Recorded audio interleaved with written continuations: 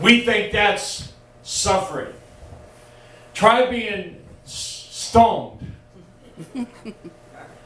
Try being cast out of your home. Try being fired from your job. If you have a business, see what it's like that because you come to Christ, nobody will conduct business with you anymore. We don't understand what it's like to suffer.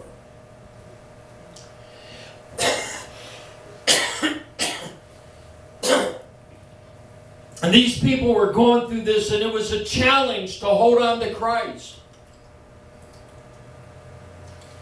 I remember when I first got saved. Sister Gallup got saved shortly after me. And she said something to me. I don't know if you remember this, Gal, but you said they say the first summer's the hardest.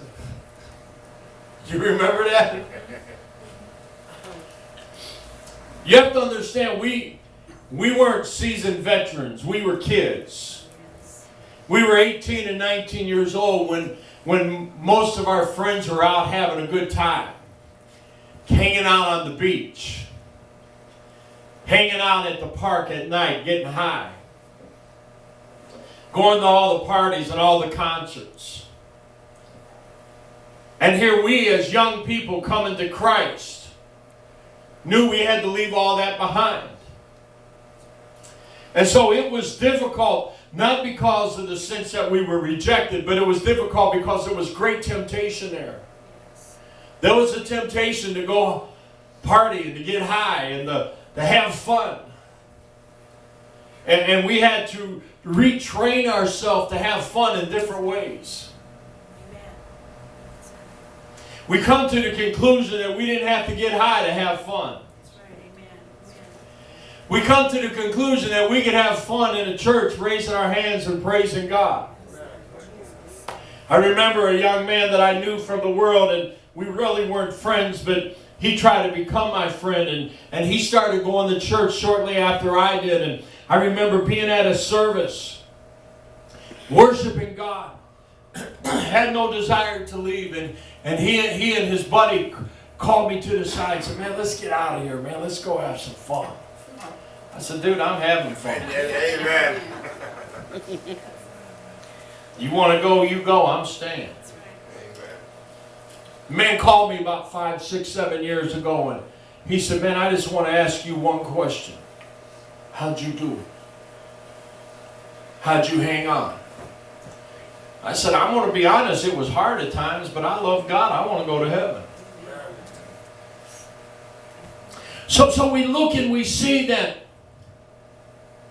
these people, they struggle to hold on, and the writer was trying to encourage them to persevere as followers of Christ, even in the midst of suffering, even in the midst of being ostracized,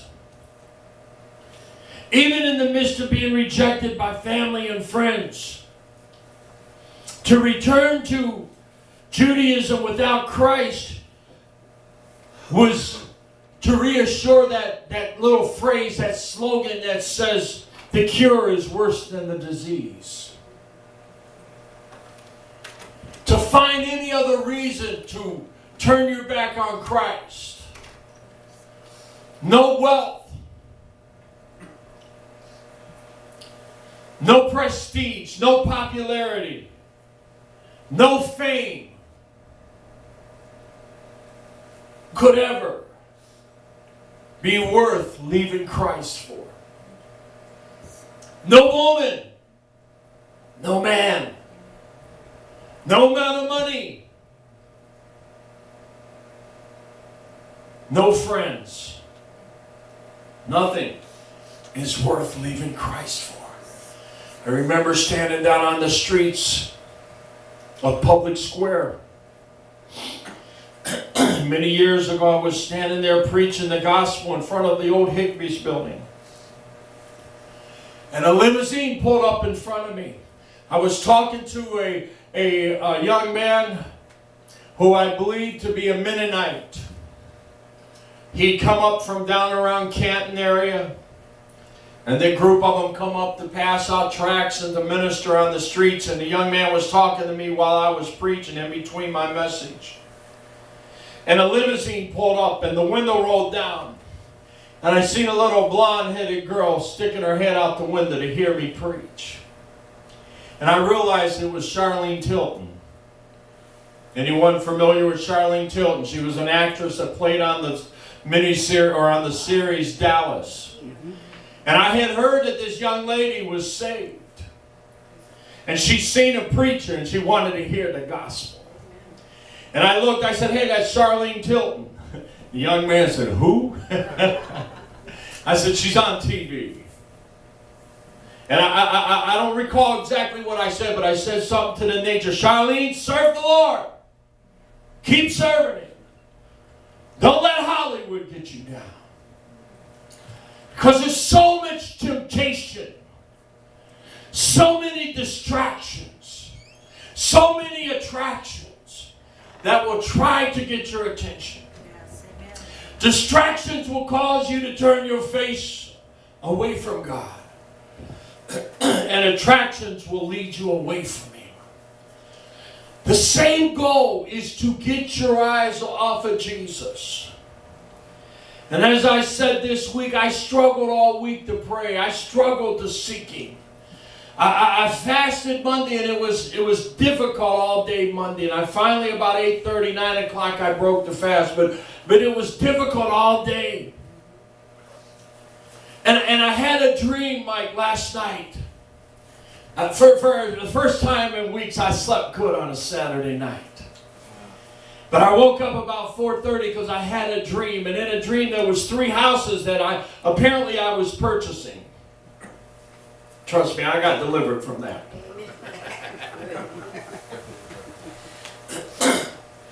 But in the house, there were demons in the house, but they were disguised as men. And they were seeking to do harm to my family. And I sought throughout the house, and I chased them down, and they would see me and they would run.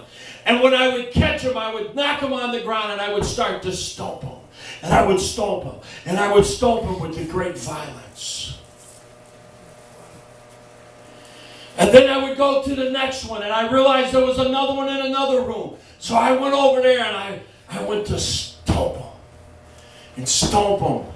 And I would beat them. It was like me physically beating the man. But I knew in my heart they were demons.